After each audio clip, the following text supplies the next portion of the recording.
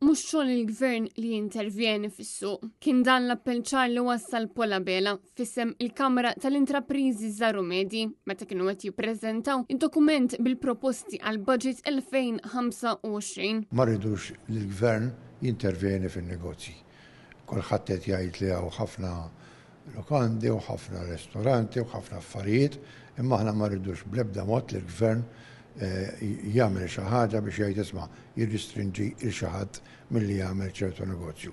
Il-negozju jrid jikkorreġi lilu nnifsu, kulħadd jaf l-investiment li jrid jagħmel fejn irid jagħmlu, illum iqabdu professjonisti biex inti l-investiment tara irendilekx u din hija appell lill-gvern biex ma la rridu moratorium, la rridu affarijiet minn daw, meta saru daw l-affarijiet fil-passat għandi esperjenza biżżejjed li meta jintervjeni l-gvern l-affarijiet imorru għallar. Id-dokument li preżentat il-Kamra huwa bbażat fuq 4 pilastri biex jisaħħu n-negozji żgħar u medji, fosthom is-self-employed li ammontaw għal 35,000 negozju. Waħda minnhom partikolari wkoll hija li kienet anka fil-programm elettorali tal-Partit Laburista li jnaqqas it-taxxa il-corporate tax minn 35% għal 25% nisperaw li din jagħmilha. Din il-bidla fir-rata ta' taxxa kapaċi twassal għal iżjed cash flow għan-negozji u tindirizza l-iżbilanċ li jeżisti bejn negozji lokali u negozji internazzjonali li ħallsu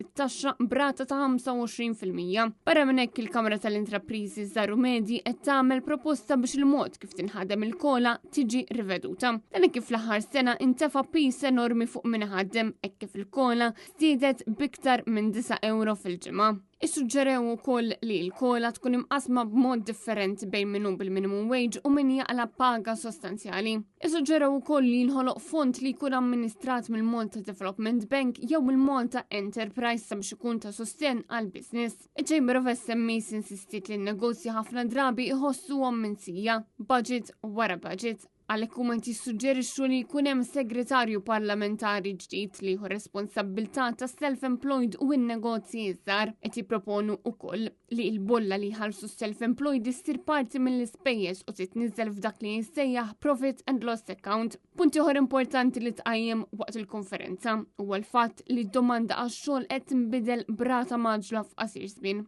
Dan kif 85% tal-impjiegi preżenti mhux se jkunu qed jeżistu sas-sena 2030, waqt li 47% tal-impjiegi li jeżistu bħalissa mhux se jkunu għadhom jeżistu sas-sena 2033. Għalhekk iċ-Chamber of SMEs qed titlob biex isir studju dwar it-tibdil li huwa imminenti fis-suq tax-xogħol u biex ikun hemm fond ta' 40,000 euro li jitqassam fuq 3 snin sabiex in-negozju isir iktar diġitali.